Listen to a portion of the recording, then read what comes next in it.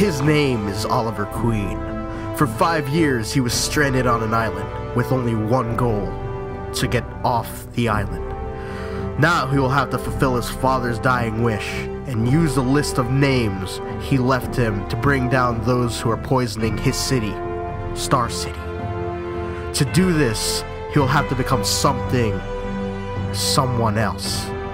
Someone like Arrow.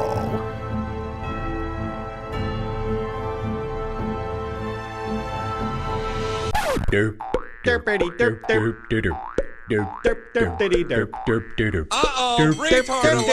derp. Hey guys, what's going on? It's DCUO of FOE with my brother. Hey guys, what's going on? Bringing you another video today. We're going to be talking about tonight's episode of Arrow called Left Behind with our friend Kodiak. Yeah, he's back with us. But okay, so let's get into the recap. So what was this episode about? Bears, would you care to explain? Alright, so it left off after the fight of Oliver and Ra's al Ghul, where Oliver was killed and kicked off the ledge. He got wrecked, let's just say. He got wrecked. Yeah, he got wrecked. And so Diggle and Arsenal. Yes. I totally actually forgot his real name. Anyway, John and Roy. Yeah, Roy. Yeah. That's the one. They pick up the slack and try to hold down the fort while Oliver's away. Yeah. With an emotional Felicity. Very emotional. Yes. It's all up and down, just a roller coaster. Yes. And all shenanigans ensue. Yes. And they're kind of like, handling it pretty well. I mean, at least without Oliver, but they're definitely not used to the idea of them going out there without kind of like Oliver's strategy and plan. So that's why they're kind of getting their asses handed to them as well. But I think they're doing an okay job. But then at the end of the episode, they kind of fall apart, I guess you could say. We're introduced to Brick, who in the comics is actually a metahuman, but I guess just in the show, he's more of like just really tough dude. And he... Did I see this right? When Diggle shot at him, was it a blank, or did he just take the bullet? No, it looked like it grazed him. It grazed him, okay. Because they call him Brick because he's impenetrable, in the comic. Yeah.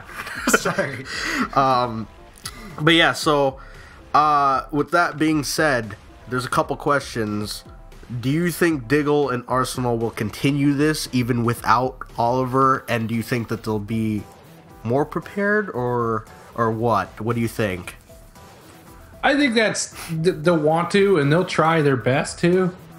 Yeah. But I don't know if you've ever shot a bow. It's really hard to aim one of those things. Yeah, because at the beginning, Diggle was actually dressed up as, what's his name? Green Arrow, and he was missing, like, all of... Well, I don't know if he was really missing, but he definitely doesn't have that expertise that Oliver has. And Roy had to kind of pick up the slack. And another thing, let's talk about Ray Palmer, Adam. When are we going to see him suit up? What do you think?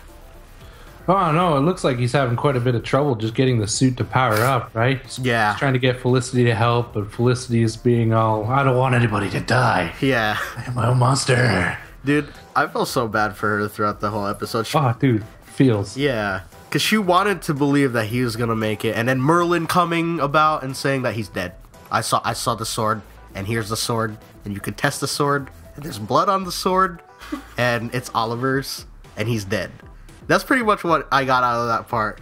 And yeah, I felt really bad for everybody in that room. Like, you couldn't help but not, like, feel to cry.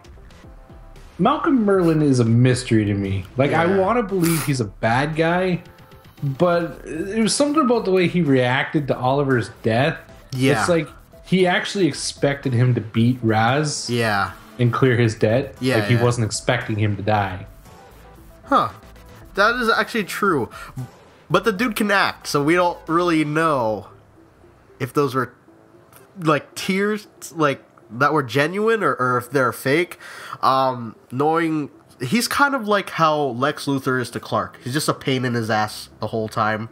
Gotcha. And, like, he's kind of a bad guy, but at the same time he has his own agenda because he thinks he's helping people, but he's really not. He's just helping himself. Oh. So yeah, I think this and the Flash, they kind of already have those characters in place for the two of them. To Oliver, that's what Merlin is, and the Man in Yellow right now is that's who he is to the Flash. He's a pain in his ass. Like, he's around, but they can't really stop him right now. Right. So, let's get into, what was your favorite part?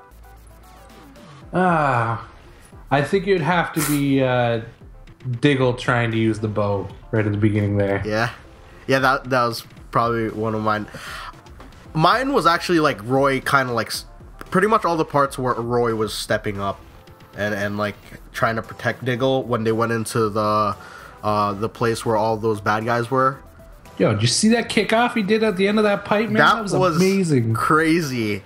Dude, he was running into a pipe, and then he came out of it, and then he kicked off a dude's, it looked like he kicked off a dude's head, and he landed on top of the pipe.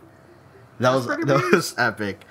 Now the big thing is, we know that it's not going to be enough for Roy and Diggle to be there, even though at the end of the episode it kind of showed them like not knowing what to do because Oliver's so-called dead. Laurel, are you psyched to see her? That was my favorite part right there. Yes. I don't care. I'm a man. Kate Cassidy in leather was the best part of that. Oh, she's so nice looking in that. And do you hear that, like the sonic cry that Canary is known for? The Canary. Yeah. Voice. Dude, that was just epic. Like, now we're gonna see her. It's her moment to shine and stuff like that. And it's gonna be so epic.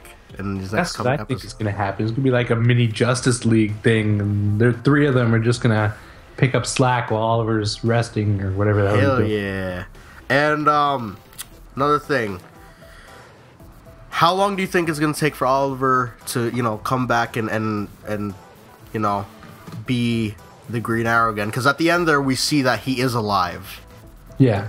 And I'm just a little upset that he was not revived by the pit of Lazarus.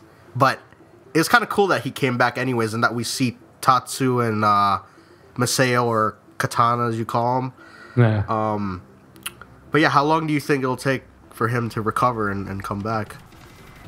Well, they kind of like fast-tracked that. I thought they should have dragged it out like at least a couple episodes, his death, Yeah. Maybe the first episode we actually believe he's really gone. Yeah. And then the second episode, he's still alive.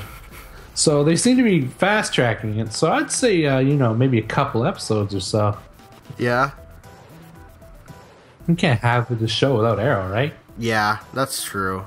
But it was pretty suspenseful, like, up until that part. But it's cool that they're, like, venturing off into other characters, not just him being the savior this time. Yeah. It's like everybody else stepping up to... I just want to see Adam in a suit, damn it. I want to see him shrink into microscopic size. I want to see him put density into his hand so he can punch through a wall. I want to see this. This is what we want to see on TV. Yeah, that would actually be pretty sweet. So, do you have any last thoughts before we wrap this up? I love Arrow, and this episode was fantastic. Perfect way to come back. What do you give its rating? I give that a solid 8. 8? I was gonna say 9, but yeah. But it's not comparing to Slade Wilson fight. That was pretty true. Epic. Yeah, that's true. Although there was a lot of feels in there, so still pretty high up on the list. All right, so we hope you guys enjoyed. Bears, thank you for joining us again. No problem. We'll see you guys next week in the next weekly recaps of Flash and Arrow. Be sure to share these videos. Be sure to check Bear's channel out. And comment down below what you guys think. And we'll see you in the next one. Bye.